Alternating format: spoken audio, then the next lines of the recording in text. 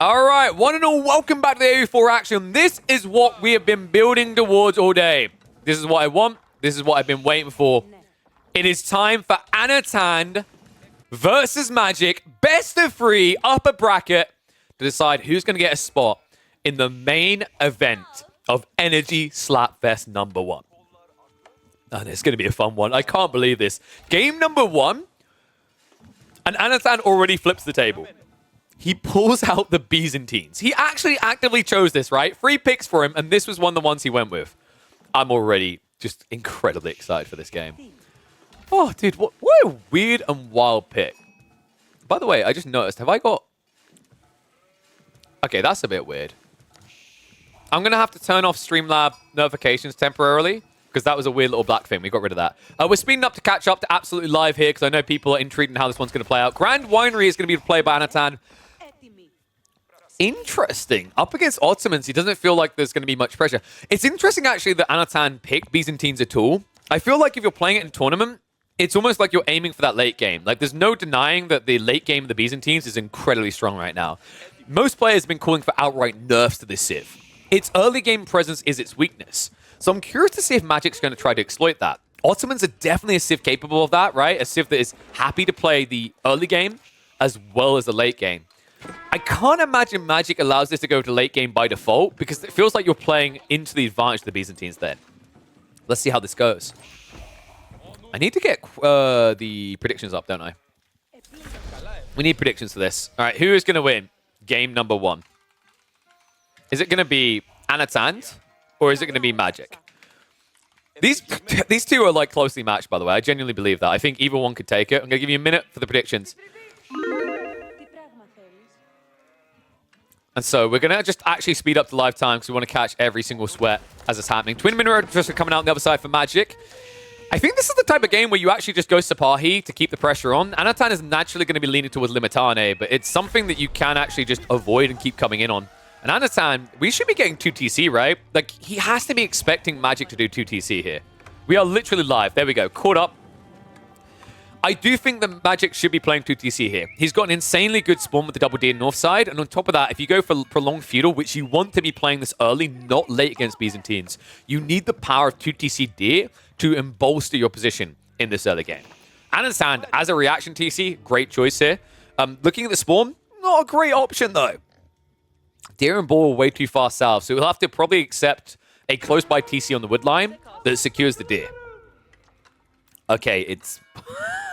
Or we could go worse than this. I forgot. This is opening spears. Anotand isn't wrong, right? This is actually the correct call. He has to do this. But this feels so bad. This is not what he wanted. He literally gets the perfect location to stay in TC range. I think this has to be a fast castle build out of Anotand. You can't hang around too long. You can't just look to actually play long feudal here. You won't have access to berries either. There's a back berry spawn, but unless you can wall yourself in here, it feels like the type of game where it's hard to extend beyond your initial holdings. Good news, at least. If Anotand wants to do that, has got the Grand Winery, means he is going to get the initial boost of olive oils into his bank account. And he does have the ability to go for wheelbarrow, but right now he literally has built a mill to lose a mill. Oops. Yeah, this feels less than ideal. He can at least try to repair it and delay this, but Magic, I feel like he got good value out of this. I really like the military school opening. Anytime you're up against multi-TC play, military school is a great opening. It's why I rate it really highly against the Rus, is because the Spearmen come out and they force the Rus player to play pretty condensed. Kremlin can only do so much, right? Same with Chinese. Just Ottomans, anytime that you find you're up against a greedy style Civ that wants to go TC, your logical play is going to be to drop the military school. So great read there by Magic. His TC also 10 times better. This TC doesn't really secure anything Anotand naturally wants. I wonder if Anotand knew it was going to come to this. I know I mentioned Hippodrome, and yes, he is up against Spears, but the logic was that you could avoid the Spearman. However, I think the issue for Anotand here is he realized this was going to be a 2 TC condensed. So by going for the Grand Winery, once he gets a little bit of control, with all this influx of wood he's guaranteed, he's going to have a natural transition into olive groves while being stuck on top of one location. So pretty cool read there. Has also got the additional stone, just needs to start layering the assistance. So big gathering buff rate coming in for him. One that should allow him to start contesting up against these deer. Looking at the sheep hall in the end, it's not too bad, right? 10 compared to the 14. Also, Madrasa means that Magic's got a lot more runway with safe food at home. But Anatan is by no means just immediately out of this game because of what happened on this opening. Spy follow also coming out. Has got the blacksmiths buffing the production rate already.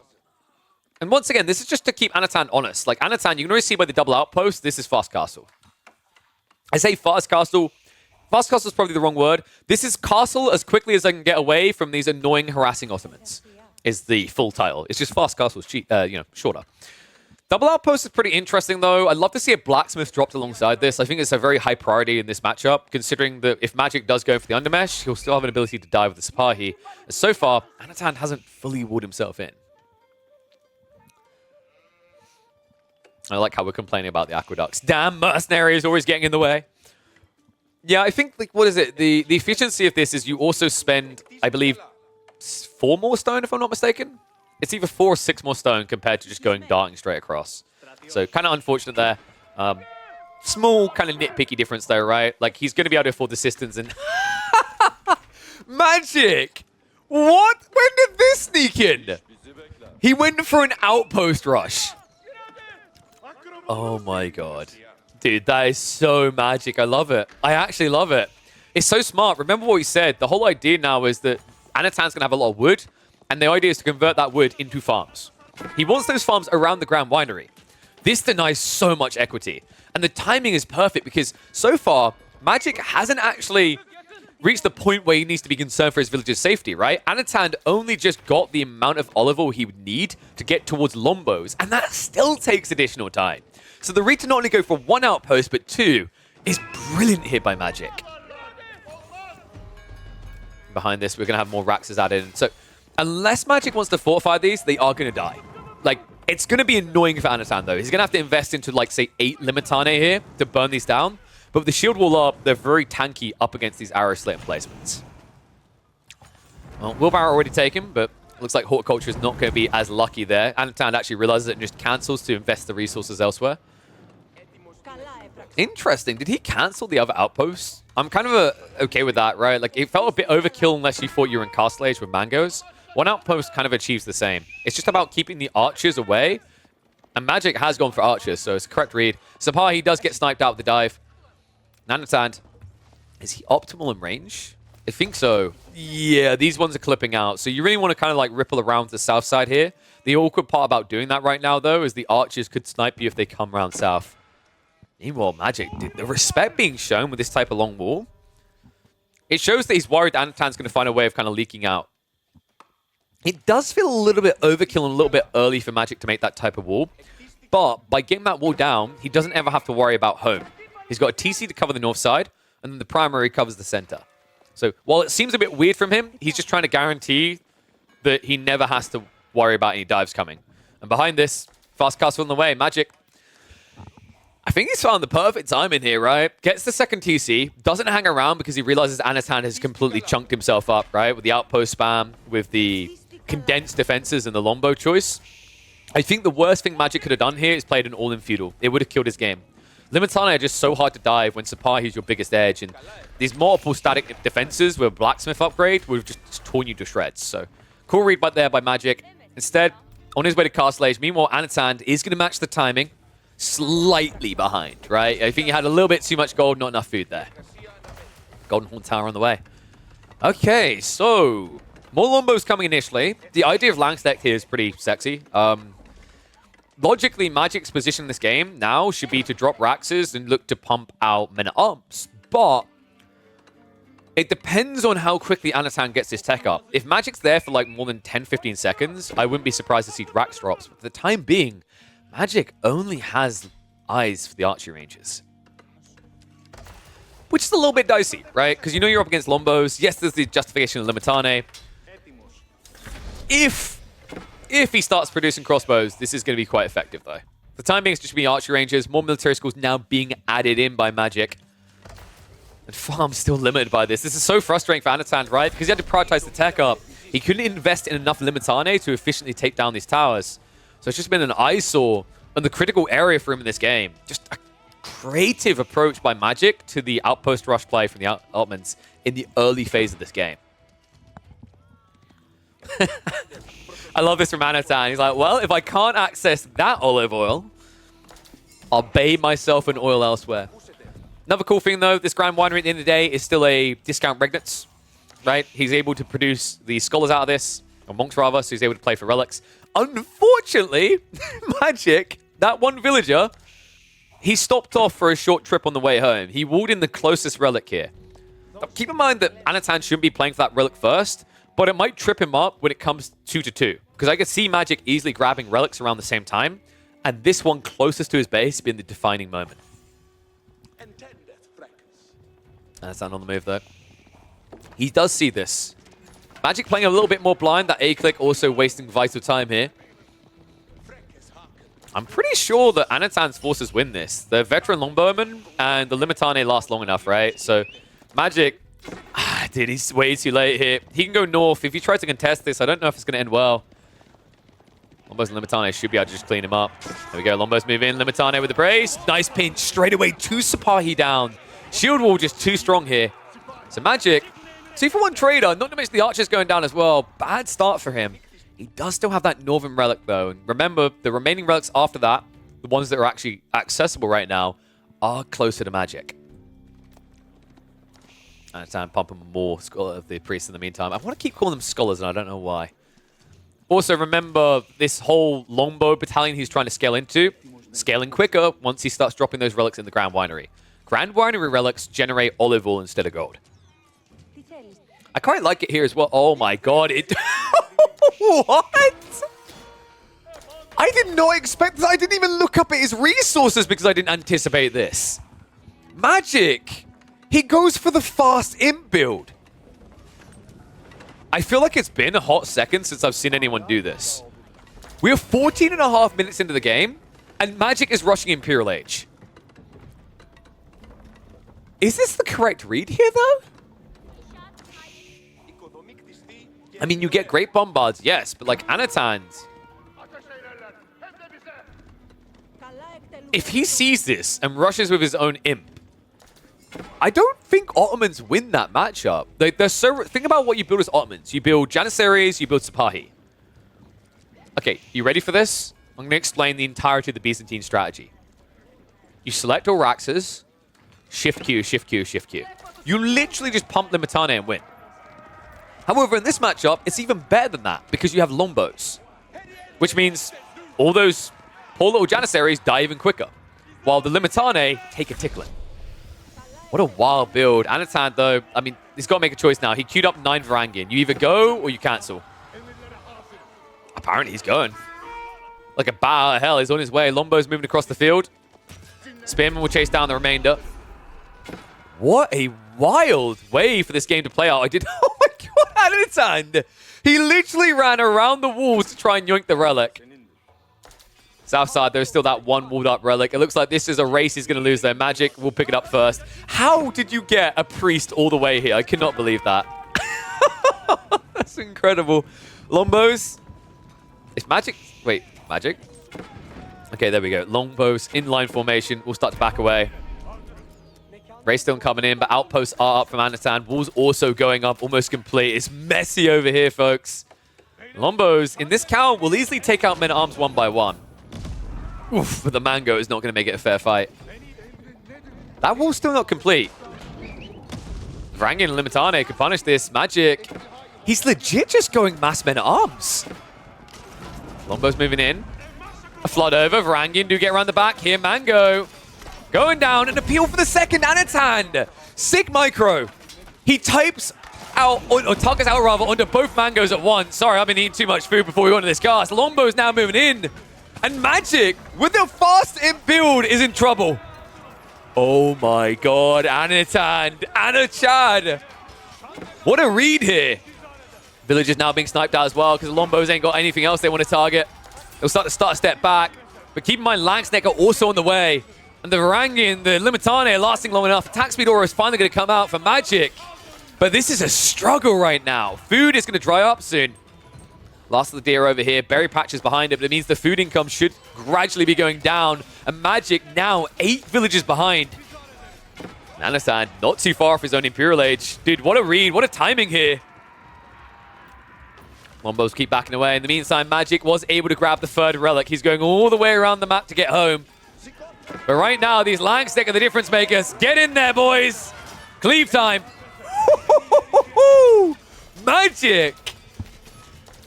Well, you know what they say about Magic? Magic is heresy, and Anotand right now is the witch hunter. Good lord. An absolute annihilation in this fight. Magic just simply continuing to spam men-at-arms until the end of time. But right now, they are looking armless. Unbelievable, dude. This game is delivering. Anotand is almost ready to deliver himself to Imperial Age. Lombos, not that effective against the men-at-arms. The crossbows also layered in now, means that Magic still isn't trading well here. I mean, he's getting torn to pieces. You're tanking with longbows, which seems like a bad idea, but there's just not enough men-at-arms to punish it. And now, Foreign Engineering Company on the way. And Anotand, anything but weak, right? Up to 33 olive groves. Meanwhile, look at Magic. He has 6 farms. He's playing a limited resource game here. With a limited army. First Great Bombard still not out. Elite Army Tactics has been queued up, but I mean, the problem is the crossbows now, right? Like, it's just holding him hostage at this moment. Anotand does back away as he should here, right? You need to protect your investment, your tech up. And Magic, this men-at-arms spam needs to change. You know, we did highlight this, by the way. He couldn't do Janissaries in this matchup due to Lombos. And he also couldn't do it due to Limitane. He can't do Sipahi because of Limitane either, which means Magic is essentially playing a bootlegged HRE in this game. He doesn't have a choice in that either. Feels rough. One upside over the HRE, at least, is you are going to have a range backline eventually of these Great Bombards. The downside is it's going to take quite a while to get there. Keep drop. Ooh, will be quick enough. Lombos able to punish a bit, but ultimately can't stop it. Crossbows left behind with the MAA. Langstick are also in, so decent cleaves coming through. Anotand shouldn't fall victim to this type of raid, right? Like, there's more men-at-arms on the way, but it feels like they're a little bit late. Lombos do come back after raiding on the eco. Now Magic, 7 villages behind. Men-at-arms once again dead. I mean, the destroyed value tells the story, folks. 3.5k compared to 9.6. People highlighting he needs Sipahi. He can't. The moment he builds Sipahi, the Limitane come out again. And you just lose. Like, the reason why Magic is doing this one-unit brain-dead looking strategy is because in this matchup, it's literally his only choice. It's actually genius by Anotand to have done this. I wonder if he knew he was going to be up against Ottomans when he made this choice. Langstick and Berserking Varangian now chasing around the back. I mean, these men-at-arms looking for targets that they're never really going to find. Great Bombards have at least arrived. This is problematic, though. I actually think that Varangian are an amazing counter to Bombards. This is a game where he can't build Janissaries, so he doesn't have a great protection for these Bombards. And remember, we're in Imperial Age.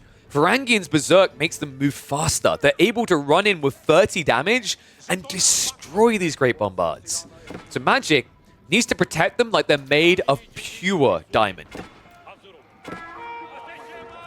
Men-at-arms do reach into the farms, but Varangian are coming. Langstick on the way as well, and it's another raid attempt that's just going to get cleared up, right? Like, you'll find some villages at least, but he literally just has to keep diving deeper. Quick wall attempt.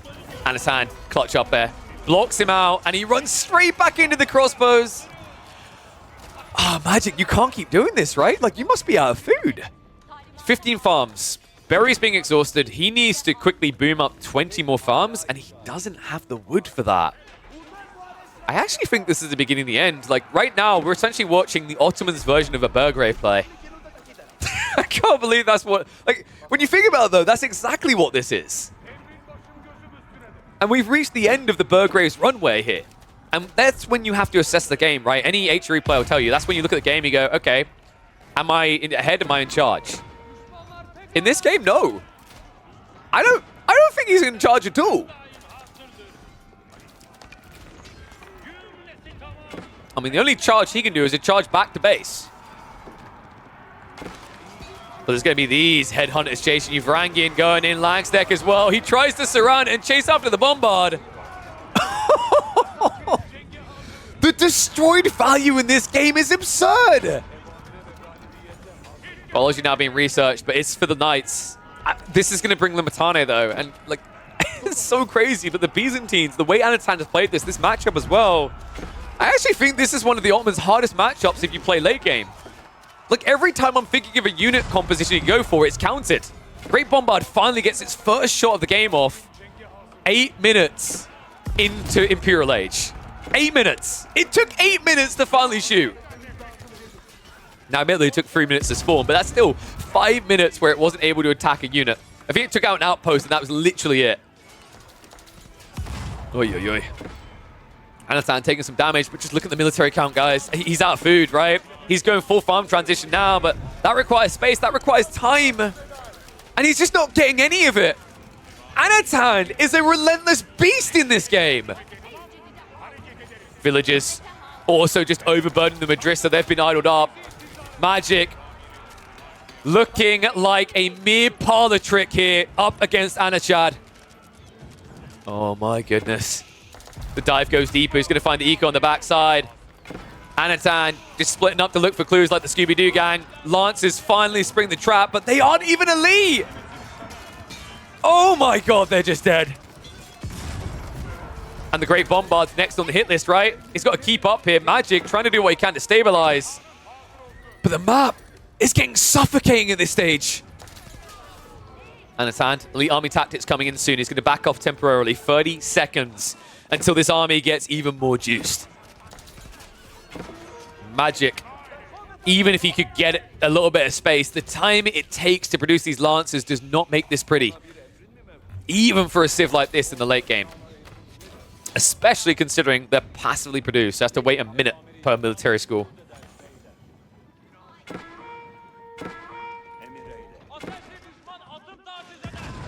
Looks like a little bit of troops at the back will at least be able to be cleared up here. A little bit of breathing room for Magic, but Anatan pretty much ready to roll again, right? Like, he's got 12 Langsnecht. He's up against crossbow this time, but those can disappear quickly. Remember also, this is Siege Engineering Company, so guess what you get if you get Langsnecht? That's right, guys. Marching drills. Another reason to consider Siege Engineering Company in your builds.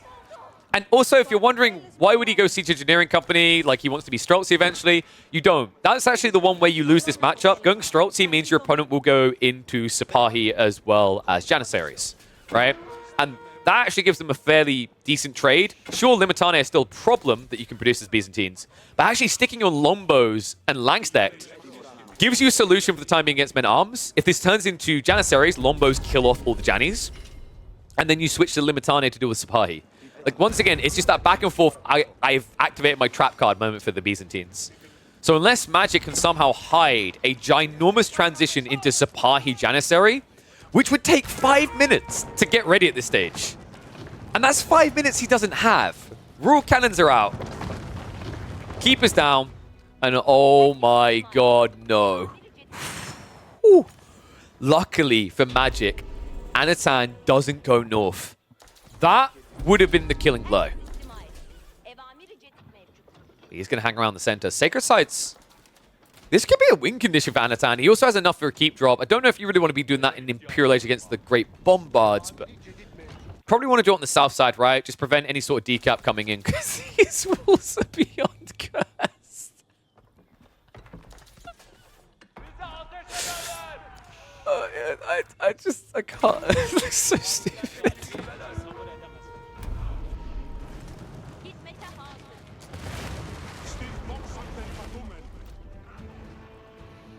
Time has started. Anatan is going to try to force the fight. Magic. Oh, no. Oh, that is the wrong way to try and raid. He immediately turns around and miss micro there. Magic. This is all but 2 in the Knights. Remember, those take a minute out of each military school to scale. And he just lost, what was that? Was that 8 of them? So 2 minutes worth of passive production just dead.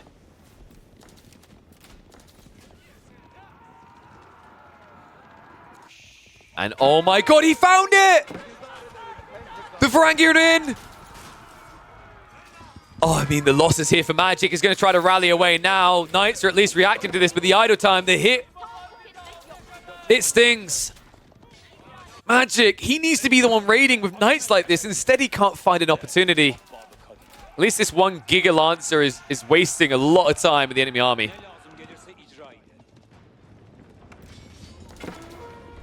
And Anotand, oh my god, he's coming for a permanent wallop here. Villagers never left. Magic. Great micro. He pulls him away. Anotand, but does he know? He might know. Oh my god, he sees it! That's an elite Langsnecht. Berserk activated. Villagers running for their life right now. He's looking to cut them off. More Langsnecht coming. I mean, this is so restrictive right now. Magic, the one hope he's got to get him back in this game is the Great Bombards. But it means he's not going to have much of a meat shield anymore. Langsnecht still cleaving through, finally intercepted. But such an uncomfortable phase of the game for Magic, still going on over 10 minutes later. And there's the Limitane Q. He sees Mass Crossbowmen, he knows the solution, right? Mass Crossbowmen Knights, easy peasy. You just played into Byzantine's strongest unit. Magic, the thing he's praying for is he can get enough Great Bombards to turn this. That's what he's after, right? You're looking to get up to like 8 Great Bombards here. Anotand throwing away quite a lot of units into this, but that's because he's at max pop, right? He kind of needs to go for trades. And right now, with the Langsnecht starting to reach in, it's looking good. Magic finally able to push away from this. Still, the military counts are problematic here. Anotand is diving in, clumped up. So the Great Bombards will be able to hold, but Limitane are coming. And folks, Limitane, kind of interesting detail here, actually. Great Bombards count. If you have enough of them. Remember, Limitane reduce range damage, and Great Bombards are categorized as siege. So they do pure damage here. Enough to insta-kill a Limitane. But still, with the amount of Limitane that Anotand can pump for the cost of a Great Bombard, it's a difficult way to try and hold.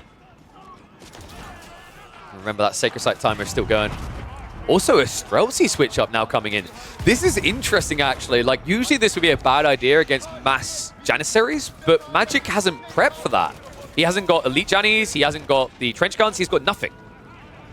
This entire comp he's built gets countered by Jannies. By Streltsy, rather. I mean, technically, even the Great Bombards, right? Until Siege Works comes in, which, funnily enough, as soon as I say that, is on the way. Magic. No way he turns this, right? This would be crazy if he recovers this. Janky Stonewalls here. Good enough to defend. Surround coming in. Langsnecht flanking from the west side. Great Bombards are aiming at the wrong location. Anotand, if he forces those Great Bombards to pack up, this might be over. Right now, he's holding onto the Berserk. He's clearing the front line first. Lost the crossbows fallen. Limitane distracting the men-at-arms. Magic, he's running out of troops to hold in this area, but just enough to push back the tide again. Anotand backs away. Folks, remember, the Sacred Site time is still going. Magic, dude. The miracle he's pulling off here. I mean, so people highlight that Anotand needs siege. Hear me out. What about 40 Varangian Guard? I legit actually think 40 Varangian Guard can do this cleaner. With the Berserk. And there's not many crossbows right now, only 16. Combos moving up, Varangian need a Berserk, they need to split up right now. Here we go. Round the backside, straight towards the siege. Magic trying to start a step back to protect. A few leak through, won't be enough to kill off the Bombard yet, but look what he done with the rest of the army! Clears up the front line, splits up now, Magic up to 4 Great Bombards. This is the turning point if he can keep them alive, but instead the Swarm comes in, and the hammer comes down. Anotand looking to peel him back. 2 Great Bombards annihilated, make it 3. Magic, a great idea, a great hold attempt, but in the end, there is no holding back the Byzantine horde. Magic, overextended and exhausted from this engagement. The last of the Great Bombards will pack up to run away. But with an army that big chasing, there's only one way this game is going. Anotand, what a game we have been delivered here by the two to open this series. That's right, you heard me correctly. The way this played out, this is just game 1. Anotand now grabbing Magic by the long and curlies. Looks like he'll be able to get behind the wall just in the nick of time as the Varangian do arrive. But no, he cleared the gold! Oh my god! I mean, that's it. That's it. There is no recovery anymore. Great Bombards once again getting taken out. I mean, he's got the keeps to slow this down, right? But, like, surely gold is going to deny him an ability to get back in this game now. Once more, into the breach. Once more, onto the Great Bombards. The Varangian, the damage is too high! Villager repair crew is a fail. Villagers are dead as well. Magic has just 4 minutes left on the clock, and the only Great Bombards left standing are those that stand still in the keeps. Wow. What a crazy game out of Anotand. A big shout out to Eat a Cookie coming in with the Prime. That's exactly what you want to be doing, because this game feels like it could turn at any moment every 2 minutes. I wouldn't want you guys to get blocked out of that experience by an ad.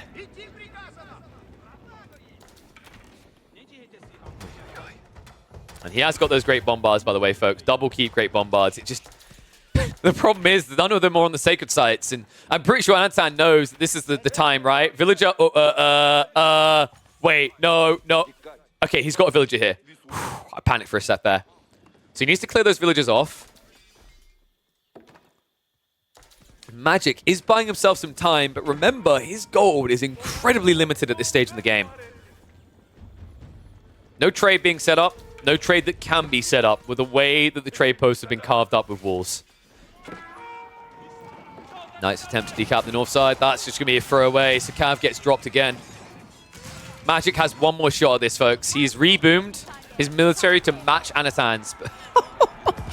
Anotand goes in with the Limitane again. Just looking to idle Magic out here. And remember, if Magic's looking here, he's not looking at the sacred sites. Stonewall going up to make sure that doesn't happen again. Anotand, can he be stopped? No keep drop yet. I love that we've got some trade going on down here. Anotand's like, I'm running out of gold here, guys. He's sweating right now. He actually legitimately is out of gold. So he has to rely on Limitane. Limitane Langstack is pretty effective, though. Interesting choice to start maxing on Streltsy, but at this stage, could work. And oh my dear God, I didn't realize you were that desperate. Magic has gone for Reboldiquins. Hey, you want to see a different magic trick, though? Watch these villagers disappear. Oh, dude. Another heavy hit. Varangian simply not able to be denied here. Magic now trailing by 30 eco. That's going to be more than that. Lombo's wrap around the backside. I mean, the good news is Magic at this stage, right? It's kind of a benefit to lose those eco units because it means more passive production into military. And you're going to need an overwhelming force to deny one of these sites. Mangonel outpost trying to be annoying here. Archers are wrapping around, but troops have already been moved down here by Anotand. It looks like Magic's trying to split the map and look for an opening.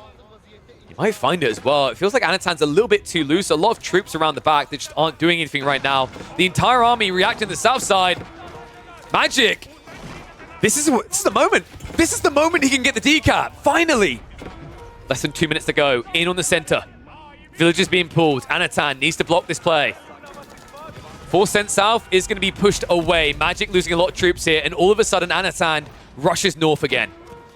Still, it's difficult to even stand on here, right? Like, the Reboldiquins are a problem now. One, Anotand isn't in position to answer. You just need to stick Limitane on here. Need to deny this. Great Bombard has also arrived. Reboldiquin being meleeed, not ideal, but the Streltsy in with the backstab. Reboldiquin should be going down. Can it get a shot off, though? No! Reboldiquin's down. Magic makes his last stand, but the archers are not going to be good enough to hold here. He needs a decap elsewhere, but he can't find it. It's all on the center. Magic with the military lead. Can he hold? Great Bombard clears up the Streltsy. More troops trickling in. Reboldiquin still alive. Anotand just turning this into an infinite meat grinder. One that might cost him the game. Reboldiquin relocates. The last has been cleared up. Anotand. Sacred site cleared again. South side doesn't need to be mad with. North doesn't care about it either. Anotand has to pull back. Magic gets rid of the win condition. He buys time. But he's also limited. Gold is a problem. Nothing but wins from here on out for Magic. Great Bombard continues to snipe. Varangian arriving into crossbows. Reboldiquin annihilating the melee lines. Anotand realizes he's feeding a meat grinder here. He backs away. Magic now looking to punish. A keep being rushed up on the north side by Anatan, but this is just not going to work. It's not going to be quick enough. No way. No way is Magic turning this. This is crazy. I mean, he has no right of being able to with no gold in this game, but the passive production of the Ottomans is keeping him alive. Actively producing hand cannoneers. That's the desperation point for Anatan. Magic has lost most of his front line, but the archers are still keeping him honest here. And great bombard straight into the dense mass arranged at the back here. Oh my god, I mean, the problem right here is that Anatan does have trade, so he should be able to get gold units, but it's not big enough yet. And now the great bombard. No, not like this. He actually pulls away. I can't believe that. He just done Anatan a favor there. I actually think that might be a critical detail, folks. The fact that he didn't kill these traders, Anatan might be able to get enough gold together for a Varangian line. And right now, he's up against mass archers. The Reboldiquin is an issue we address later. Oh my god. This game, just game one, and yeah, it has delivered something of beauty here. Do you know what it's delivered, folks? It's delivered a replay to submit to the devs and ask why Otto's not nerfed. The fact that he survived this, and the fact that he now looks poised to win it, is baffling. Anatan finally says, okay, Varangian are a bit expensive. Springles it is. It took him 39 minutes to build the first Springald in this game. 39 minutes in a game where Magic has been in Imperial Age for over half of that. Oh, these choke points are so annoying. Magic, he's choosing them well. Archers are going to have to start backing away, but with the win condition gone and the great bombard slowly being scaled into, Magic has to feel like he's in a very comfortable position here. Just needs to keep the pressure up. Don't let Anatan reboom. Expensive units being thrown away here. I mean, Anno's issue is he just keeps hurling more at it, right? Like, right now, this military lead is being maintained by Magic because Anatan just keeps rallying to the front line. It's not making a difference for him, right? It's hurting him instead. Anno now losing a lot of eco. This game comes down to Anno's next choice. He's going to have to fight now, right? The trade is about to be exposed. He threw away so many units, keeping the line further forward. And now he's paying a price. Archers into the backfields. Magic with the raid. Anatan in trouble here. Has to pull the entire army, which means the front door is left wide open. I cannot believe this. Anatan will chase down this troop, but with double the force, it means the main army keeps making gains in the center. Wait. He actually goes behind the wall. It's not going to protect him long enough, so it looks like the men-at-arms are now going to be finished off. Or wait, how about we just waste more time? Anatan's out of gold, folks. This is it. Magic. He just needs to go a little bit further. But he's starting to feel the strain, right? The passive production, but it has to come all the way across the map. It's slowing him down. Great bombard count now up to 4, though. Anatan has one more Varangian pump in him. And then he's drained. And the walls have come in. Magic has denied the trade. How many traders were we talking about as well? I think they were all dead. So it doesn't really matter much now, but it prevents a reboom by Anatan. Magic. We were worried this was weekday Magic, but weekend Magic is here to party. Oh my god. Charge out, Anatan, Varangian in. Reboldiquin being ignored, he just sees the great bombard's gone. That's the key detail here. Swinging, but not swinging fast enough. The great bombards are holding. Limitane leak over though, there it is. The splintering comes out, Magic. This is it. Both players out of gold. Siege gone, Reboldiquin's dead. Anatan makes the break. Magic. How do you recover this again?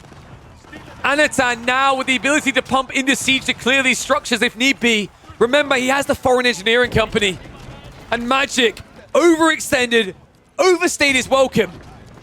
And now it's all the way back home.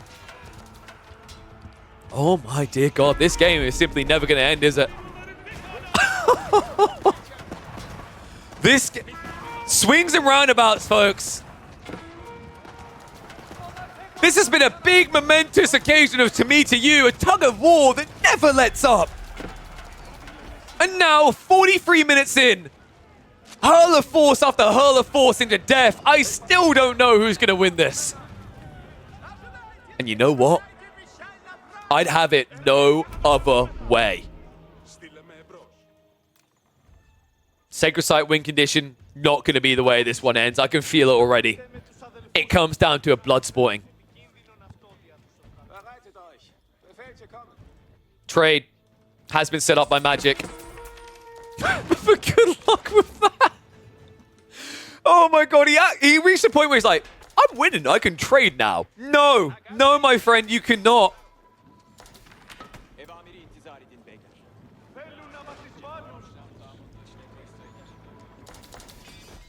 You know, actually, in a way, Anotand running out of gold probably done himself a favor. Turns out Limitane Streltsy may just be the right way to go in the late game, huh? However, Magic is now scaling into Janissaries, so this breathing room, getting him what he needs. Because usually the passive production wouldn't be quick enough, but remember, Anotand completely drained himself. No gold. Means he can't rush up. Limitane rush through, though. All is complete, but this keep is not going to last long enough to even get a great bombard in placement.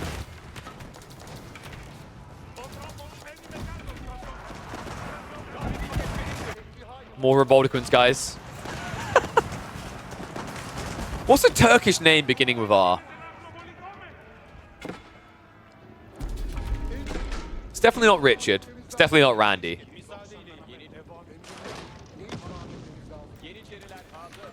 Whatever it is, he's here. Keep almost taken down. Last Limitane should be good enough to finish that off. Main army moving north, though. Rakep? Okay, we'll go with that. Rakep the Revoltiquin. Anotand needs to be careful. He's outnumbered here. A bad fight to take. Frangin. Oh my God, they're leaking in. I mean, this is the type of thing that can hurt you down the line. It's small, but it adds up. Even for the Ottomans. Rakep moving in for the recap of the Sacred Site. And immediately gets taken out. Priority target down here. But the Janissary numbers, they're getting scarily big here. More Limitane are needed by Anotand, and they're needed yesterday. It's problematic because they're up against men-at-arms as well. Anotand now down to 29 military. Magic at 101. Oh my God. Is this it? For the 5th time this game, I think? Is this it? With just one great bombard. Has it finally happened? I'm not convinced. I don't believe it. Don't call it until it's over.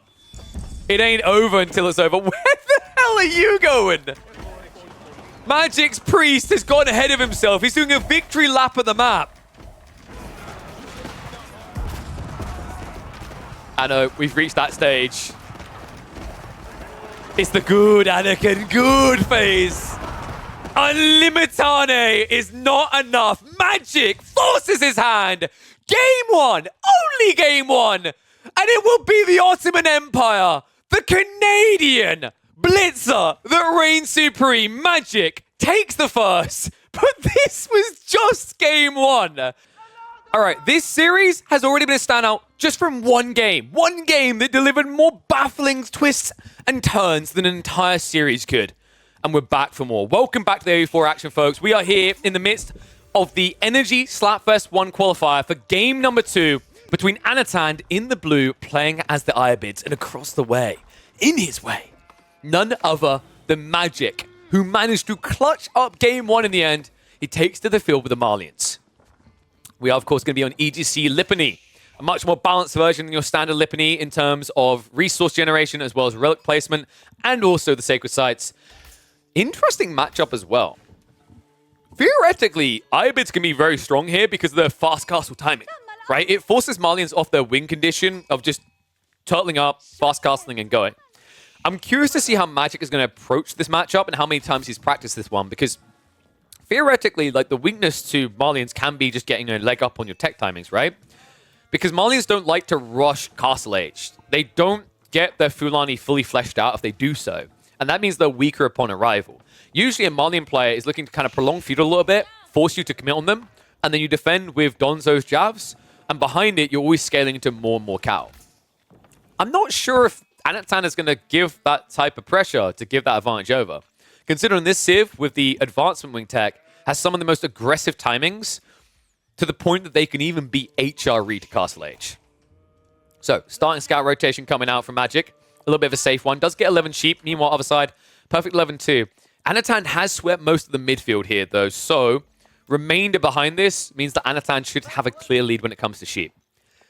Sounds like it shouldn't matter too much, but considering that the Malians might eventually catch up and go into sofas, better to keep your eco condensed for longer. Unfortunately, looks like he's going to run past Magic into bad territory here. I'm wondering if Magic's going to go completely deep to the corner. If he does, are there more sheep? There are on this side. This is one of the awkward things on this map. You want to scout which side has the tree line, because one side for each player, one corner rather, always ends up with a fat tree line there. Typically, you don't see sheep spawning here. So if you can read the map correctly there, which I believe Magic did, he should know that this corner is not worth scouting at all. You know, Antan just trying to sniff out where the mines are here, right? Seeing if there is an opportunity to exploit. Magic does have a little bit of a wider spread here. The gold across open battlefield, open plains rather, off the side could be an exposure point. But at the same time, I'd say it's kind of retracted. If anything, it's about as far away from Anatan's base as it can get. So I'd be surprised if you see pressure applied in that area. Anatan, he did go for the growth wing. Makes a lot of sense. The one time I saw someone go for military wing reinforcement against Malians, I think they uninstalled the game. It's it's not a matchup where you ever go for the Raiders here. Remember, the Malians have Javs. Basically, choosing Desert Raiders here would be the equivocal of playing as the Mongols and building Magadai. Actually, that's not true, because Mongols building Magadai in any game feels like a death sentence. But still, pretty tough to try and justify military wing. Growth, just a natural value point, especially on a map like EGC Lipany, where there's a lot more berries than you standardly see, right? Like I think there's double the amount of 8-stack berries, if I remember correctly. Yeah, you can already see the effect of that. And also, the spawn, pretty desirable to play north side if you ever get the opportunity. Probably more likely that we see him play south, though. Like this wall here plus here secures berries plus the deer. And also a short wall here guarantees that Magic can't raid you. And Anatan, we're getting the multi-TC build. Now, this is interesting. I've seen this trending a little bit. Ayyubid's not rushing Naked Castle, but instead getting a second TC drop. They still look towards advancement afterwards, but it means that they can just inflate their eco. And the funny thing about the timing on this that makes it quite intriguing is that although those initial food costs, that cost is going to be low. And then on top of that, what you gain in return, you still, with Advancement Wing, are able to match the Malian tech timing. The difference, though, is when you get there, when both players get there, you should have a big enough eco lead that it doesn't just feel like an insta-GG because your opponent has cow. Looks like a little bit of a delay here. Love this from Anatan, actually. He started to shoot the deer first before dropping the TC. It stops him scouring as much, and also he had a little bit of wood waiting to be dropped off. Just a smart little read to keep in mind, right? It's no different than when you see someone starting to gather off of stone or gold before they have 50 wood for a mining camp. It's all about making sure that your villagers are never idle and they're never wasting additional time walking around. Second bit mine coming in for Magic. First ranch added. So this is double mill. If Magic sees this TC, he should be going triple mill in another minute or two, right? Like, that's actually affordable. And it will get the maximum flood possible. Usually when you see triple mill by like 7 or 8 minutes, it's a guarantee that the person is just trying to get to Castle Age with no aggro whatsoever. The problem with that for Magic, though, is Anatan's been pretty crafty with his placement this TC. It's behind the primary, essentially hidden up against the edge of the map. This decreases the likelihood that Magic is going to scout it in time. We'll see, though. He should just be able to check the stone, and that should be alarm bells ringing, right? I hope he's going to check that stone. He's on the way over right now. Little tip for people, right? This is always a big thing you can do. If someone's going to go multi-TC, they're gathering the stone from right at their base. All you have to do is walk by, click on the outcropping. Oh, why is there over 350 stone missing? I wonder. Anatan, is he going to get aggressive here? He is. Archers. Oh, so this is kind of funny, right? Like, right now I've been seeing this grow in popularity. The TC build with Ayyubids. And there's two approaches we can talk about here, right? We already highlighted one, which is still go fast castle. Anatan is going for the other one, which I literally just call discount Abbasids. It's in every way just a worse version of the Abbasids and Feudal Age, really, right? Because what you're doing is you're dropping stables in archer range, you're starting to spam archers and horsemen, but you don't have, for example, military wing, or you don't have eco wing. You don't have any of these things that Abbasids would to justify these kind of vanilla tech units. So the funny thing, though, is it's been working because with Ayyubids, the way they work right now, when you get into the game as the Ayyubids, you kind of have to optimize as if they are immediately going Castle Age. Because if you don't, then you're going to be too late to counter it, whatever your strategy is. So what Anatan is doing, what a few players have been doing with Ayyubids right now, is they're using the expectation of this Civ against their opponent. I call it implied odds, right? Like it's a poker term where if you play a hand a certain way, you're saying to me you have aces or you have a draw. And I have to react accordingly. With Ayyubids, because of how quick and aggressive their Castle Age timing is, when you get into the game, you have to immediately make a choice as if by 8 minutes in, your opponent's going to be Castle Age. You don't have time to do otherwise.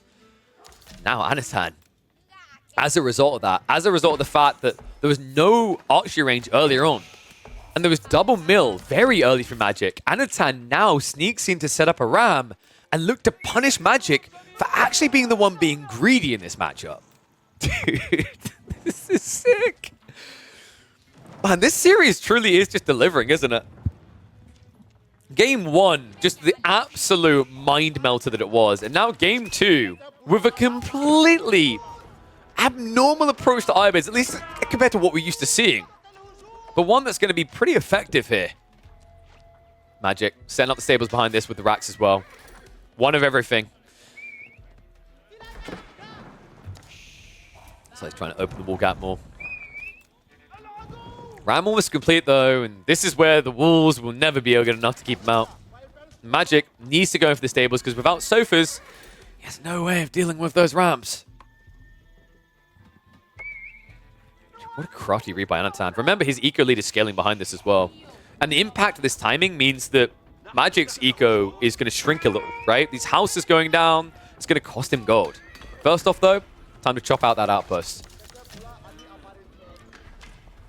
Awkward as well, because right now you don't actually have the units to kill a ram.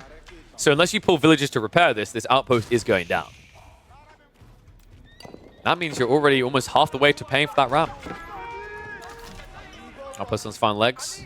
Meanwhile, Scout just being annoying on the flank, trying to distract. That's one defense down. I know. How much does he want to invest in this versus keeping some aside for a tech up? Because right now, you know what's going to happen as a result of this aggro play. Magic's going to put everything into now. Right? He got some ranches, so he's actually better for it, as long as he holds, but he's not going to be rushing towards Castle Age anymore. Anno, however, can keep that door open. He's now 14 eco ahead. The cool thing about this strategy is over time, Anatan builds up a big enough villager lead from the second TC that he can afford to both match Magic's aggro and go castle. And remember, because he's playing as the Ayyubids instead of Abbasids, he does it much quicker and much cheaper. So, back away now. Probably happy with the investment he's forced out of Magic. This should be where he looks to pull the trigger. Still a lot of archers being queued up here. Kind of surprised by that.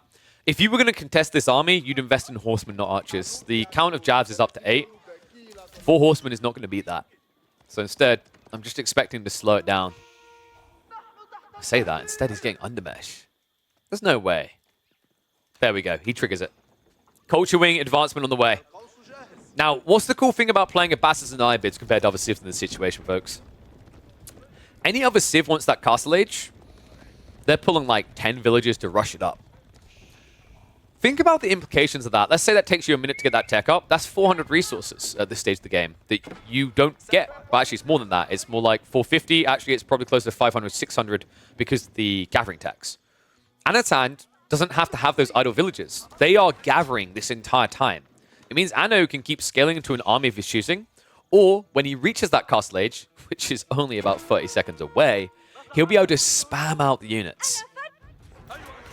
Magic not to be left behind here, though. Fulani being added in.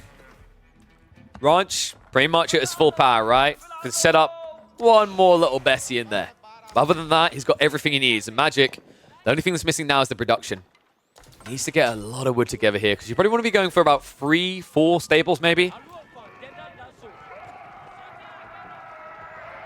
War's also coming up, so Magic wants to create this condensed fight. Interesting. Yeah, Magic is one of the most prolific wallers, actually. I love that Recon brought that up. I still remember Magic being the one player who tried to wall off Prairie. He'd literally just take chunks of the map and wall himself in them. He's the only player that I recall ever seeing do that when Prairie first came out. Raid coming in. Sofas are going to hit the eco line, so one goes down. The archers should scare him away with the Ghulams arriving as well as the crossbows, so Magic has to back away from this. Raid's coming in from the horsemen, so they'll look to block these walls from going up. Actually, perfect timing here from Anotand. We'll be able to stop the villagers building this. Say villagers, the villager. Whole one of them. Woohoo! Sofa's in the center. They just can't fight this. They haven't got import armors. They aren't even veteran yet. Magic went so quick with this play, he didn't even prioritize that upgrade. The crazy part is that he still isn't. Now, that's interesting. I wonder how much Anotand's going to read into that, because it might be that Magic was doing this as a bait and switch. And I think that's how Anotand's going to read it, right? Like, he saw how quickly those Sofas died. He's not going to react by going Spearman here, right? He needs more reason to. Instead, he's going to keep committing everything into the Ghulams. And now, the Manjaniques, the perfect solution to Magic's hold. He's going mass javelins. Oh, this is dangerous right now for Magic. He needs to drop a siege workshop ASAP. It's on the way now. I was about to say ASAP. I didn't realize I was turning to Sean Connery here. Counter raid coming in. Magic. Well, hello there, my dear. That is an unexpected move. And I can see it. So imagine how Anotand feels when this turns up. Raiders move in. Anno, quick to shift away. Might want to consider a wall in on this east side, because right now he's trapped here. Straps are going to camp there. Meanwhile, he's going to move in to trade out. Manjanique, load it up and unload, boys. Woohoo! This is like one of the best civs to build Manjaniques against. Look at all the health bars. Oh my god. He hits all of it. That's such a sick read. So far. I'm going to move in, though, so the Manjanique wasn't guarded, but I think it should just about be able to survive. No? Oh my god, he actually gets it. Dive in, though. The trade out on both sides. Villagers are being chased onto, but Magic. How much staying power does he have? Jav spell to the east side. Anotand willing to be outed out, though. He's finding a deep dive in return. Magic contesting him near the ranches. Villagers shift across onto the berries in the meantime. More troops are arriving. If Anotand wraps west, this could be over. I mean, it looks like he's losing a lot in return, right? But realistically, Anotand has such a big eco lead. He can afford losses in idle time. And now, playing for the relics with the dervishes as well. First relic picked up by Magic in the meantime, but Magic in trouble. Oh my god, this trade. Magic, you can see how weak he was in this position, that he tried to force that reaction out of Anotand, but what a great read out of the Belarusian to realize this wasn't a time to go back and defend. This was a time to attack. Dervishes, for some reason, actually joining the main fight. Villagers running away to the north side. Anno has constricted the entire main base, but for now, Magic able to sneak out into the flanks and stay away from the danger. But for how long? Jabs are now being cut off and chased down. So looks like that should be the last of the raids. Anotand overall, barely losing any villages. This is crazy. I don't know how, after the commitment from both, only 8 villagers dead on each side, but that's what we've got here until this happens. Anotand sees the villages. Wait, what? It's not even in vision right now. Oh my god, he's building the biggest BM tower ever. Anotand flexing. I don't know what that was. Starts building a Tower of the Sultan and then just cancels it. I almost feel like he's BMing.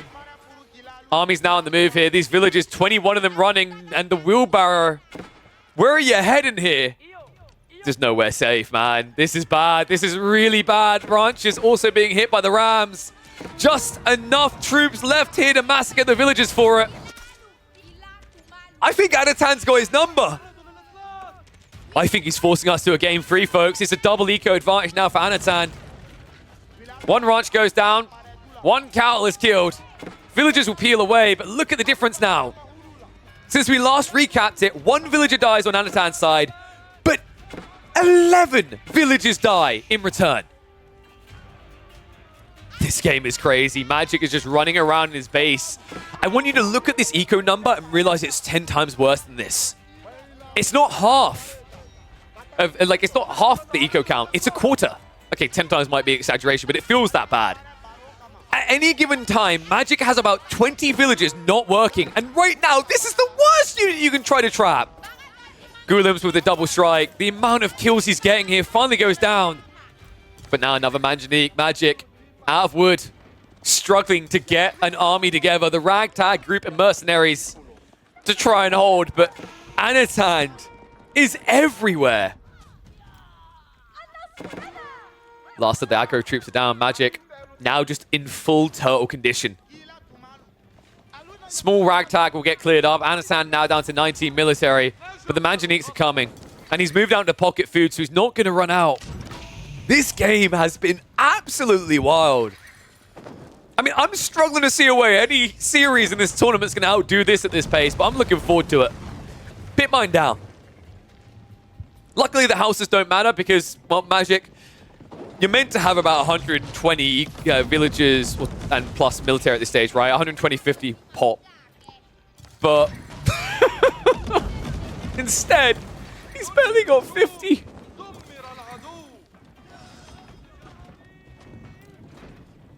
And his Manjaniques are completely unanswered. Magic's trying to get it together with the sofa spam now. Probably the one thing he can afford at this stage. No imported armors, though. Manjanique's moving deeper. I love that he's using Incendiary. It's so underrated how powerful it is against cluster buildings like this. Body blocks, just in time, the sofas! They can't reach it. Dude, the sick micro by Anotand. The perfect spread to protect the mangonels here. One of them looks like it's going to go down, but the sofa cost in return is so high. Second access, but denied. Magic loses it all. Dude, I can't believe that. He used Magic's own wall fragment against him. And now the siege continues. And we are close to the end. Make no mistake about it. New wave of sofa coming in. He knows he needs that Manjanique dead if he ever wants to recover this. Does charge in. Will manage to get the snipe out. But Spearman now added in by Anotand. Look at the count. 21 spears coming. And they aren't even fully upgraded yet. He's still going to get veterancy. He's still going to get phalanx. But right now, he realizes anything will do to kill him off. Warlord coming out to push the sofa further away.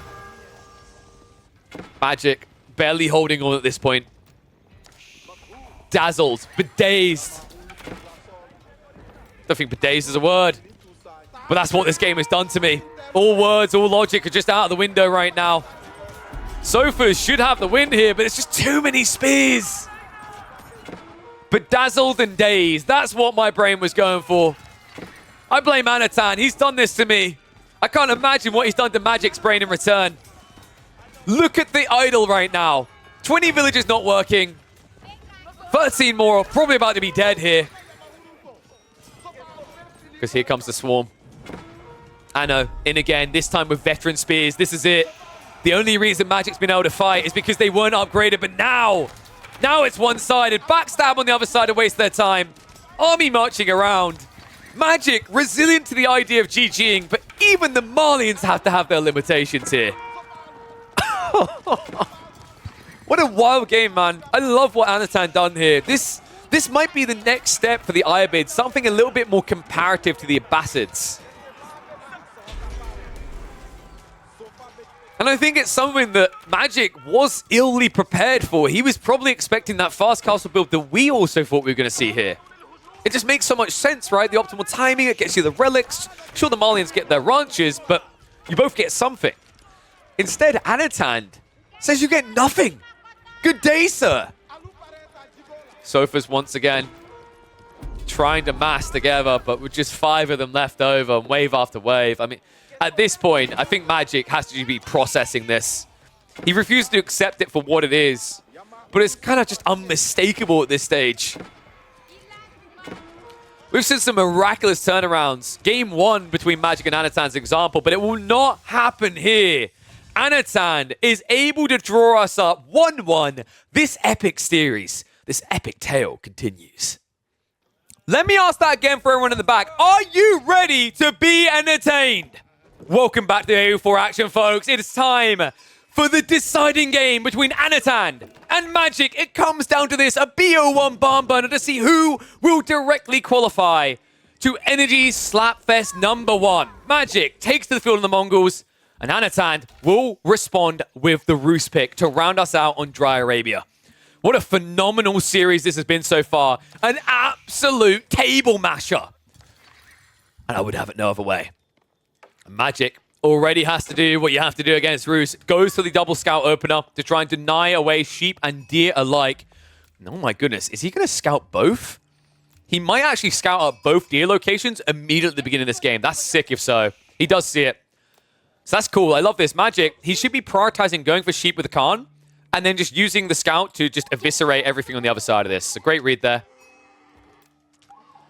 Let's check the spawns. How are we looking here? Anotand. Ooh, not exactly the S tier spawn you're looking for a double TC drop. This is a decent alternative though, right? The only risk is that up against the Mongols, if they open with aggro play of racks, you're going to get denied. And that's what I'm waiting to see here. Instead, it's Magic. He doesn't really follow your standard form of me Mongol, me spear. Instead, he opens with a pasture. So more focused on greed. That's interesting as well. So the reason why Magic's doing this is because he needs the extra sheep while he goes through a wider arc with his scouts. I like this. This is pretty cool. It does mean you can't go for the racks play, but what you get instead is the ability to stay out with your 2 scouts, aka the Khan plus the scout, and take out all the deer as well as wolves. Without this pasture, he wouldn't be able to go out that long. He'd have to return with sheep. So pretty sick read. And talking of sheep, so far, looks like he's gathered 8 from the map. An 8 on the other side for Anotand. Okay, this feels terrible. You never want to do this. Wait, Anotand, no way. No way. Like, how are you even close to getting past this? I think Magic stopped off to throw out the Hawk. I love that. Or Falcon, rather. He wanted to see if there was any wolves nearby. He knows about this one. He's not going to react to it. Instead, he's looking for the sheep. The reason I was saying no way, by the way, you never want to be racing a Khan. At any point, a maneuver arrow could come out, and you'll waste your entire run along that flank. So, Kremlin coming out. Pretty wide. Doesn't secure the stone, but the stone is back spawned, so Anotand should get that for free. What he's doing is he's equaling out his spacing towards the second TC. This should be TC, Kremlin, TC. And also, if he does a short wall here, that means that the Mongols have nowhere that they can raid. On the other side of this Magic, not a great map for trade. I wonder if we're looking at Deerstone simply because of how sucky this feels. Like, it's never good when you get this type of spawn. I think this is part of the reason why Mongols maybe... I think they started to dip a little bit in their win rate on Dry Arabia. Because the issue with Dry Arabia is sometimes you get the jackpot spawn of a trade post in the corner. Then other times you get this, the abhorrent spawn, halfway along the distance of the map. Interesting that he goes after the Uvu instead of the Pasha, but in fairness, the Uvu is the thing that can't move. And it's still going to be Silver Tree. Okay, so Magic still thinks he can get worthwhile out of this. I mean, in fairness, if he packs up and moves over to about where the gold is, he'll get most of the distance that you get out of map. So it's not too bad. But you are now prepping for Silver Tree trade up against a Civ that actively goes into cavalry. I know. Ooh, that's rough. He doesn't have wheelbarrow. This hurts. I think Magic done a brilliant job of denying him. In fact, if we check the standard UI and look, yeah, 235 gold. So shy of what he was looking for here. he couldn't prep the wheelbarrow. If you can get plus 250, usually you can have wheelbarrow researching as you tech up. It sounds nitpicky, but it's actually huge here. Him not having wheelbarrow means he's got extra idle time walking across the stone. And then after that, because of the pace at which he'll probably gather from this stone, he's likely to have more idle time when he moves across to the second TC. In fact, he hasn't even prepped the wheelbarrow yet. I wonder if he thinks it's even worth it at this stage. If he was going to go for it, it would have been by now, I think. Like, he was a little bit lagging behind on the wood required, so yeah, he went for stables instead. Yeah, no wheelbarrow. It's just going to be the knight. Kind of like this, actually. Up against a civ like the Mongols, with the fact you've seen the pastures off to the side, a little fun trick you can do. I still remember watching Kazva do this to a poor, helpless cow. If you just camp out here with, say, a knight or any unit, you can just spam and kill these sheep. And all of a sudden, Magic's going to run out of food.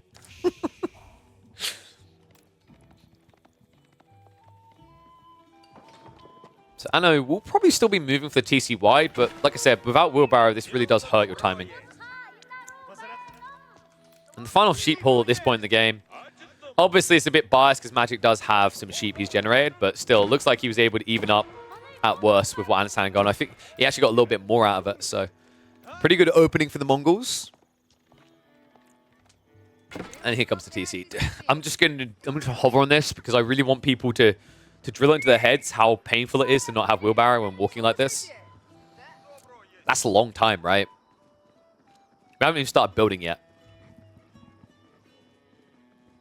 Now, I know, admittedly, couldn't build the TC yet, so it's like not the end of the world.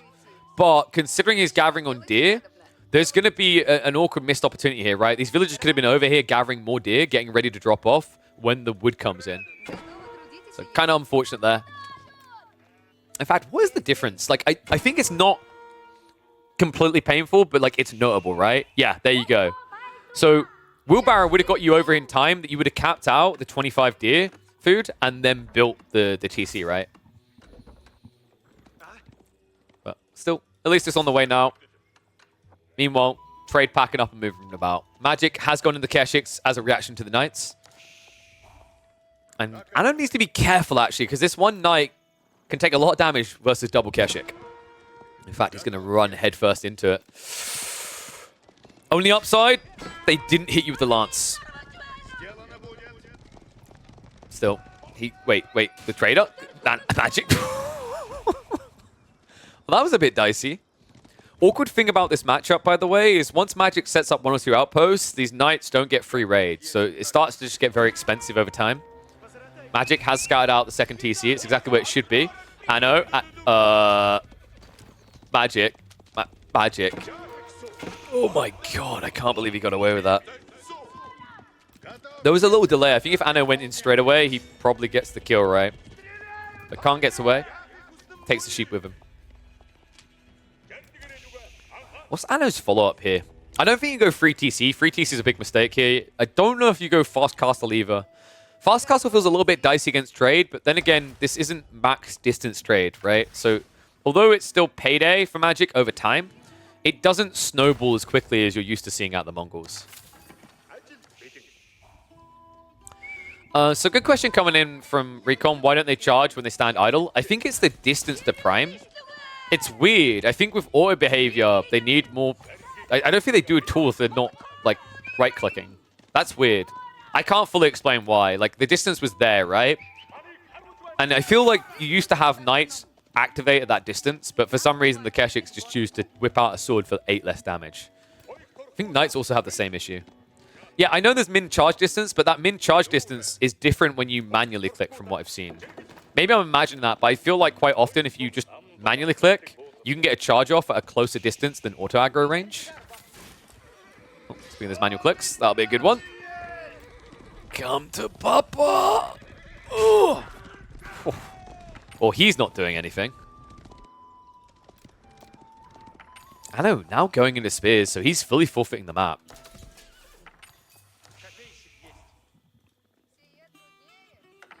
Okay, Pleco coming in with the insights. Pleco, for those who don't know, is our filthy team game Byzantine stone tower rushing abuser. So I trust him to know all the tricks. That's your identity now, by the way. So 6 traders so far. I don't know, man. I feel like this is a little bit better for Magic right now. He's just not getting any of the pressure on him. I'd love to see Anatan complete the wall and then move out with the spears. That would be the game changer. But the problem is now that you've revealed the spears so early, archers are already on the way from Magic. Okay. We don't trust Pleco, we trust Recon. I knew it! High five, Recon.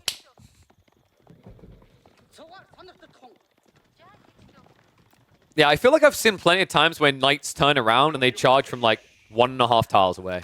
So I think you can actually force them to do it.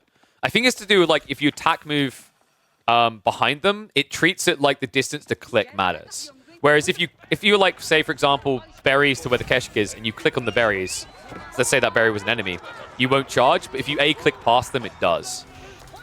It's very weird. Silver Tree, up to 8 traders. I know. What's the play out of this? Now that he's got the wall up, he's revealed spears into archers, so like you don't feel good about coming out anymore, right? Because the archers are now arriving. So once you see that, logically, your play's probably going Castle Age. You should have enough food to get there. You've got the deer, you've got the berries, you've still got a few sheep left at home. But still, you know there's trade behind this. This is not a comfortable position to be in.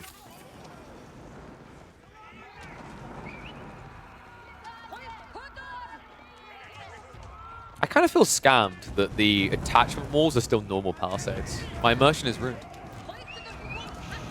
Probably should be more ruined by the fact that these guys could just hit a wall and somehow heal off it. I feel like if I was clubbing a wall with torches, I wouldn't like. Let's not try to figure out why they get healed from hitting walls.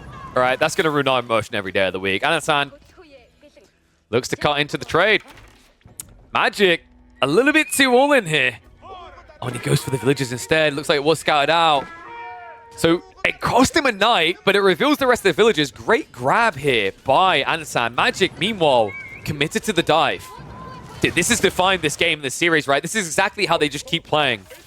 Think about how many times you see the player on the other side back up to defend. That doesn't happen here with these two.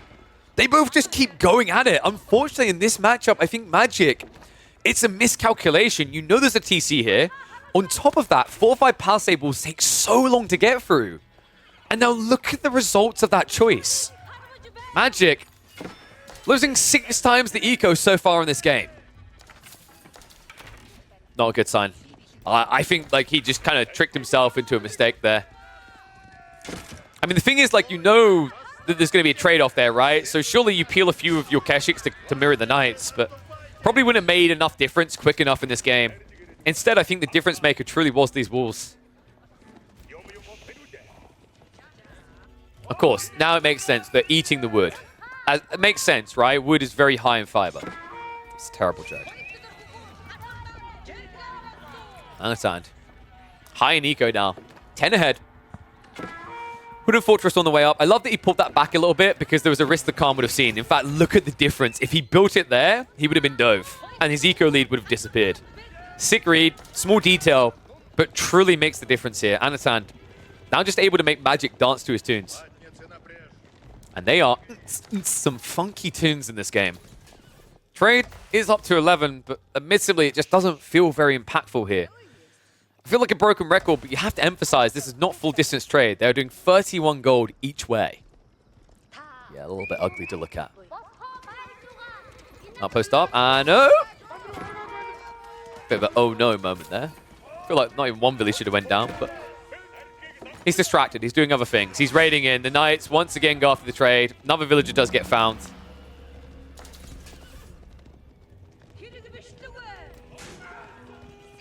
Magic. He's going for an all-in timing. Siege engineering's just been researched. I like this. I think if you play this game any longer, like you're just going to fall behind. It's not going to get better than this. Even with the limited resources that Anatan has, it's enough to get him where he needs to go. So instead, Magic looks to force it now. A little bit surprised he's got the archers standing here. I'd love to see them actually just building up the siege right now. But it looks like actually Magic doesn't have the wood required. And now they're pulling the militia. Keshiks get pulled away. Oh boy. Raids are still happening, aren't they? Yep, Knights are moved into the outposts. Knights also raiding towards the eco, but that's at least mirrored out. I mean, the good news about these outposts is it makes it a lot easier for you to react to these knights now. I think this is kind of what was missing. The timing from Anotand on the knights before was too early for outposts to be up. But now that Magic has that, Keshiks are able to move quicker than knights. So eventually you whittle them down. I know. It's a little bit of greed. Has reassessed, decided he's going to play a longer feudal age here. Wooden fortress up. Hunting cabin added in. You can now get onto the deer. How are the trade numbers looking? Still not double digit. He's finally going to crack it. Wait, guys. Guys. This looks like a good place for a rest. No, guys. Get back to it. Here's the ram. That block on the raid actually may have given Magic a bigger window here than it should have been. And that gremlin pull felt like it was awkwardly forced, right? Only 2 tickets now. So Magic, there is a way to make this work still, but he has to be fast.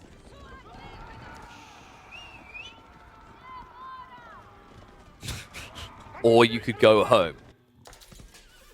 Bold choice. I wish he was at least constricting the map a bit more. Probably feels like after that trade earlier on, he doesn't want to take any more unnecessary risks, but right now, you know, if Anotand isn't going farms, he has to be playing out of his base, right? Like, that's the downside of going multi-TC, is you exhaust safe resources quicker. The idea is, though, by the time you've done that, you're usually meant to be at an eco count that you can make a farm transition. In fairness, Anotand is only about 10 villages away from the stage where that starts to feel a bit cozy. But Magic isn't waiting around. There's a reason he backed up. Kurultai now on the way. 18 villages to get this up fast. And I love it. The timing on this is perfect. He waits to reset superior mobility until he absolutely needs it. Wait, was that the ball? that was the ball. So Anotand getting more desperate with what he can gain here. And the military lead that Magic had has shrunk, but he's about to get veterancy on Keshiks. Ram. I mean, someone just hates wood here. Archers move in though. Yo, Magic! Immediately grabs a few there. Dude, that is a sick play and an unexpected one. The moment Anotand saw that tech up, I don't think he expected to be attacked that way. What a wild but effective move there. Typically, when you're going for a tech up, you back up to defend yourself from any sort of response. But that move by Magic kept Anotand at his base and also made him hesitant to engage. And look at the breathing room it now gets.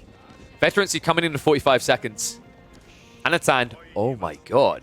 Dude, Magic's reading him perfectly. Archers are a little bit overly aggressive. I'm a bit surprised by how forward they are. But he does have the calm with him, right? So he sees early. One mistake from Anotand here, no scout with the knights. They're playing a very dangerous game blindly into enemy territory. But Magic, no way. He didn't see it. I can't believe that. I thought he got a glimpse for like a second there. Instead, Anotand now teching up is going to find damage on Magic's side of the map. The difference a second makes here is about to be realized. These Keshiks should have been able to punish. But now Magic has to go for a trade. Knights are in. Tech up complete for Anotand. Only Spearman here to defend. The Kurultai is in position to attack. Knights are circling back towards the base, though. There's a lot of eco in this area. Anotand is starting to see it. Yeah, once again, it's crazy. Like, a scout just makes so much difference here. It's interesting that he didn't bring it now. Oh my god, no, the very Keshiks! Movement speed arrow activated. Anotand needs to back away from this. He only just started the tech up. This could cost him several knights before he upgrades. Archer's still stationed here next to the spears. Rams being built. And the damage, I mean, it's adding up, right? Even if you don't get the kill straight away, these Keshiks, it's going to be the difference maker for them. Equal number of knights to Keshiks, you win with knights, but this is looking like anything but. Good peel there. Anotand drags most of the Keshiks to the left side, but not able to hang around, and now the body blocks start to come in. Finally, the upgrades are there. However, it looks like it's going to be a full forced retreat. Anotand trying to react with spears now. Magic should see this, though. Peels back, but not before losing a few Keshiks. However, Archers, Rams on the way. Kurultai now packing up and moving in. I'm not sure how Anotand is going to claw this back. Spearman Knight up against Keshik Archers with Kurultai. Like, Kurultai is an insanely powerful tool at this stage. It means that actually these Keshiks compete with Knights. If Anatan can buy enough time to get Boy's Fortitude, maybe, or if he just gets trades like this, Magic. An unusual overextension there. That just cost him the Knight lead. Still, should be fine. Archers. The game of cat and mouse right now on this right flank has been crazy. Just always back and forth between the two of them here. Magic. Now looking for a way in. It's unfortunate that this is just about walled off still. That chopped tree deceptive. 73 wood. The only thing standing behind him and a full fat Mongol raid. I love how these guys have gone around the other side of the tree line to open this bad boy up. But Rams break it. Now, the question is, do you go in? You know that kind of like, that looks like bait. It's probably bait. Kind of feels like it when there's no one here to meet you. Round move in. Archers are getting in range. Village is about to be exposed. Attack speed arrow gets activated. There we go. Militia get pulled. Magic trying to start this back to protect the archers. They start to get exposed, though, and this is where the commitment comes in. Has Magic bought enough time here? Can the Kurultai be the victor? Militia surrounding on the back here. They've still got 40 seconds left. This is going to be a cleanup. He's surrounded on all sides. No choice but to stand and fight. Most spearmen are dead. Archers barely still alive. Anatan will be able to push it back. He's going to need the reboom quick. Magic. Second wave coming behind this. A start step at the end of the engagement means now, although the first clash favors Anatan, the second can go the way of Magic. Remember, the Kurultai is still here. And in small numbers, it means that the healing actually is a difference maker. Dude, what a crazy fight there. Magic, it looked like an outright win, but in the end, he done just enough damage to reduce these numbers. However, with a trickle of troops slow to arrive, Anatan will be able to stabilize off the back of the crossbows. And oh, no. Keep running. Keep running. They move the exact same movement speed. Oh, actually, I think it was a good thing you didn't grab that. Because if he grabbed that, he would have lost all the crossbows. Man, this is shaky, though. Anatan, although he stabilized, he needed to wait for that engagement until this. I think if Boy's Fortitude was there before that battle, it's enough to outlast the Kurultai. But he lost so many knights in that fight. And now Magic, it's about 2-1 on cav count. And the archers really is all that Magic needs at this stage. He's going to have a gap in that production, though. Needs to shift to a new woodline soon. Trade, looking pretty healthy. Up at 23 now. Still hasn't moved for longer trade, though. Man, this game is so hard to read. I actually love it. I love that they are so closely matched. Even when you watch these fights, what looks like a clean, easy surround doesn't tell the whole tale. It really shows how far Anatan has come as well. Like, Magic is no pushover. Even when he's not full-time, he's a spooky fella. Like, you know, he scrims with Puppy Paw and Wham a lot. And, well, like, what was it? At one stage, I think his name was, like, Puppy Paw owes me $80 or whatever it was. They were doing scrims and $10 to whoever wins. So that's how far ahead he was getting. Just shows how far Anatan has come as a player in just the last year alone. Magic remaining relentless here. Backstab comes in for the Knights, but the Keshiks mirror that out. Archers now to step away. Kurultai once again feeling like the difference maker here. Last of the Knights going down on the flank. Things beginning to stabilize here. Anatan, he still has a lot of crossbows behind this, but the archers are the thing that just holds him hostage time and time again. By the way, I know he did go for relic play, but he didn't get any. Right now, Magic is returning 2 more relics home. At this rate, it's going to be a 4-1 relic split, which just means more and more Keshiks.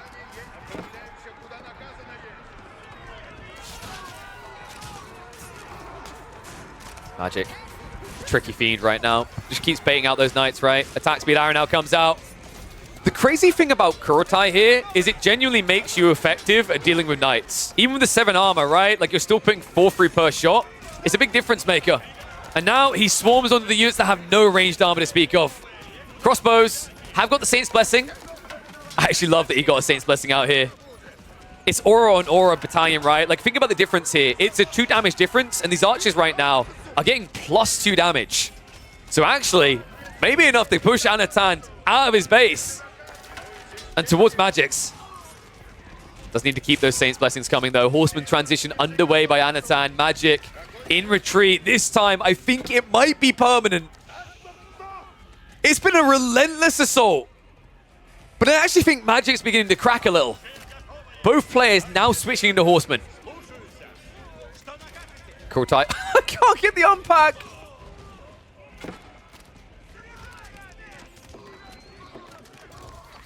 Dude, this game. It's crazy. We're 25 minutes in and genuinely, like, you can't see who's got a clear lead. Like, Anotand has an equal lead, sure, but the way that these fights are going, equal trades back and forth, it's hard to gauge. However, Anotand has finally started to get a decent number of premium units together with the crossbows, right? It's handcuffing Magic and is forcing him to now go into Horseman. And this is where things get a bit dicey, I'm afraid. Like, you've got the Kurultai, sure.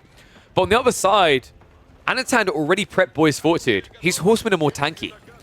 On top of that, if Anotand goes for the Warrior Monk again, the Saint's Blessing is enough to guarantee his Horsemen are stronger in those clashes.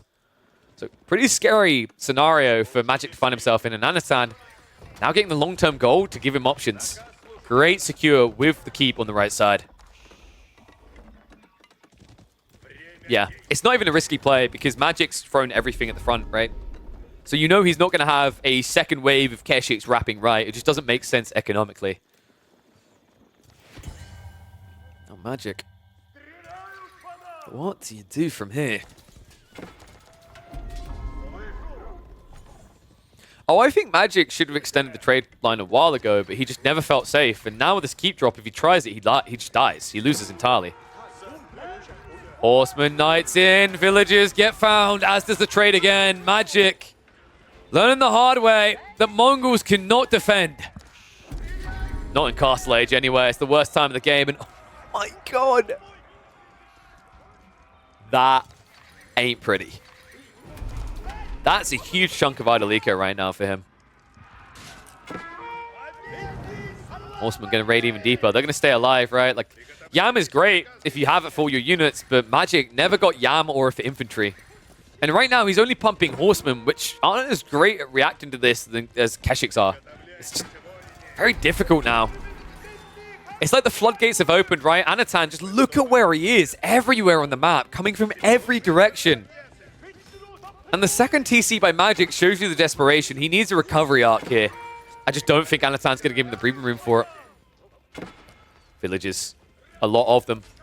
Horsemen moving in. They can't choose. Do we go villagers? Do we go traders? Of course you go over the villagers. Hard to kill them though, mind you, with the textiles. But behind this, Anotand has got all the breathing room he needs, right? This has been the awkward phase of the game for him where he needs a farm transition. That's already underway. That's already complete. Look at the food income and try to tell me how a Mongol player gets back into this. It's difficult. Oh, dude. The poetic death of a Mongol, right? Raided to death. It just never feels like you're able to stop it. I think Boy's Fortitude is deceptive. You don't think it makes much difference, but 25 extra health per unit really does matter here. It just makes that raid last so much longer. And Anotand, now essentially at late game economy, it means that he can keep spamming Horsemen until Magic taps out. So many crossbowmen to make tap out as well. A few spears in the mix as Magic's finally transitioning across to what he really needs here. Kurultai has to pack up and move away though, and that TC is ripe for the picking. Anno moves in with the spears and the Horsemen. Villagers, oh, the Sikh shelter! I mean, his head is down in the mud right now, and Anno's just not stopping. He's going in. The problem that Magic has right now is he can't kill Anotand's troops quick enough. And the reason that's a problem is because it means that Anotand naturally, whether it was his intent or not, is building up enough resource bank to go Imperial Age. Look at the raid in again. The damage this is doing. Tech up coming. It's high armory. And this, I wouldn't even be surprised if Magic calls it the moment he sees the new army. Because right now, his army isn't big enough to go in and punish this. What a crazy game. Magic, with the all-in, just not able to do it in the end. Just a little bit shy of the military force that would have been needed to break the Rus holdings. I love the patience at different points there out of Anatan. Turn this into a game of cat and dog regularly. Turn this into a game of patience to get those clutch militia pulls. The guaranteed that he was able to see it through to that stronger eco state he was looking for. Make no mistake about it, folks. If this was a long-distance trade full map, we'd probably be looking at a different picture here. The extra gold would have went mild for Magic, but right now, gold isn't what he needs. He needs food and wood, and he needs it yesterday. Spears coming in for the clash. Kurultai is going to scare them away, though. Horsemen still wrapping behind this. Incarnate Palace now on the way. Magic, never one to give up, never one to surrender. And what a funky choice. It's not one we usually see, right? White Stupa seems to be the go-to, but I think Magic's perspective is probably he needs every unit he can get right now, everything he can muster.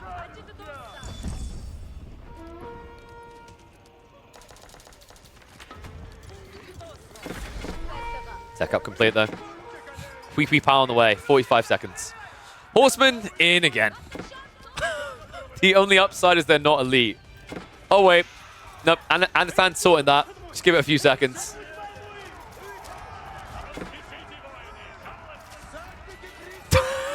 I mean, the idle time alone just kind of makes this worthwhile, right? Right now, he needs food. He's got 40 villagers just not gathering food. Look at his income.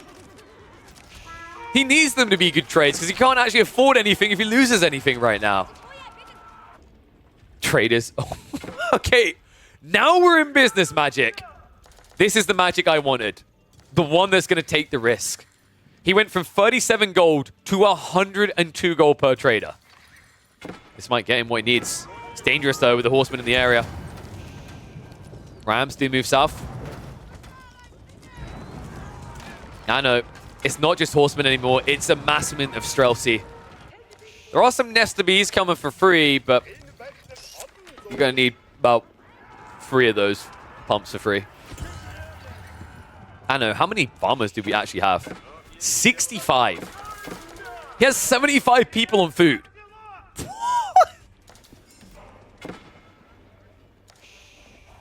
Good lord. Horseman raids again. This time they're elite, though, so I wouldn't touch them. I'd run. Oh, Magic. This has to be so infuriating. And the Nesta Beast instantly gets evaporated. I don't know what you do. It feels like death by 1,000 cuts. At this stage, you'd need outposts and cannons, but here's the problem with Magic's choice to go Carnate. You can't actually get cannons anymore, right? You haven't got infinite stone generation.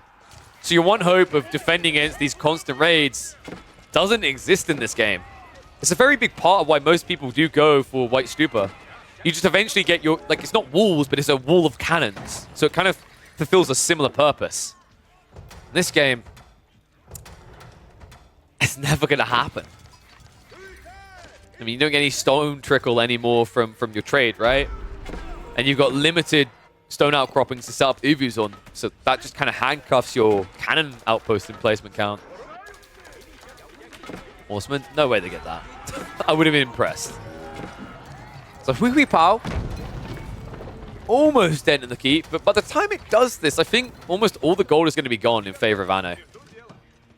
And also Streltsy have now arrived, folks. And that's something Magic doesn't actually have an army to deal with. It's spearmen and crossbows against Mass Streltsy.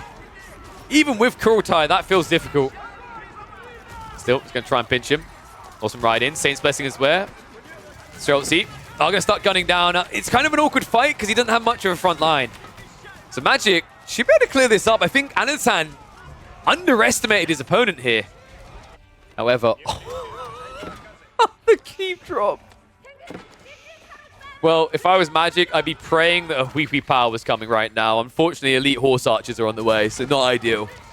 Streltsy do overextend, though. Magic able to punish that at least. I don't know, just needs to get a strong force together. You know, his horseman shenanigans have been annoying, but right now you need an army that can clear up the spearman mass. Streltsy finally get the breeding room they need, so Vanguard and spearmen are going to get cleared. Trade is still protected, though, for Magic. At this end, not this one. I like how he just walks off the villagers, giggling to himself. Our job here is done, boys. Now take the wood as well. Whew. So Magic's about to be out of gold, folks. And Magic just started a hand cannoneer transition. He needs to clear this up fast.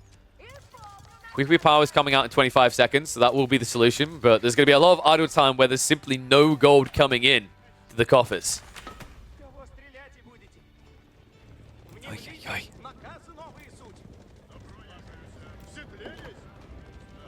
Yeah, this is the awkward thing about watching Khan at Palace. It does this to your UI. I'm sorry, are there any other units you'd like to have, sir? No. I think 2 rows is good enough. For now. We've still got Nestor Beast to add in. We can go 3 rows. Horseman coming again. If they get the bombard, I mean, there's no way. They've been seen, right? The vision of Magic should stop this ever happening. So Hui Power and bombard on the way. Trade will resume soon. Or will it? This is such an Anatan move. Unfortunately for him, there's vision everywhere, so there's no way that's going to happen. Bombard is a little bit exposed here. Anatan goes after the Mango, but he could get all the siege here and keep that castle alive. Here we go. Goes towards it, Bombard. Can get another shot out, so it is on fire. But the Bombard should be going down before it shoots again. And actually the Hui Power as well. Oh my god.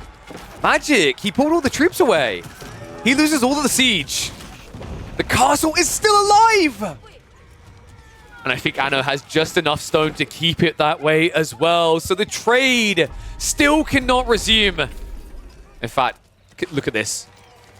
Literally 5 stone to spare. He gets it out of burning range. This is a problem, folks. Magic, he doesn't have the money to get a new bombard. I cannot believe that. Anno even buys more stone to guarantee it never goes down. And the horsemen are once again in. Come on, this is getting absurd. Magic, he's sending the traders. So many are going to die to this. Here we go. Oh, God. No. I mean, the only upside is that there's no cannon emplacement. But it still stinks. Was that 4 traders going down? Hand cannoneers also now diving a keep. Not a great idea. Magic is just... This has to be one of the most frustrating games he's had in a while. Like, he can't attack right now because of what Anatan is doing to him. It's annoying because to get back on course as the Mongols, you need to be the offender. But everything that Anatan has done has denied that.